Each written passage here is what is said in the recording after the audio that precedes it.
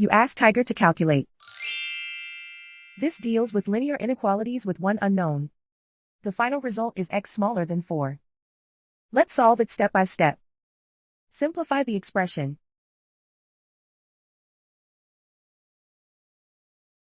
Convert the x into a positive number.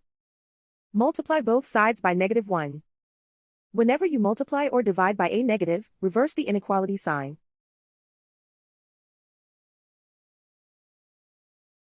Remove the ones.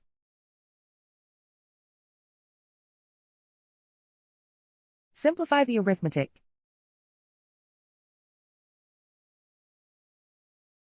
Plot the solution on a coordinate grid. And so the final result is x smaller than 4.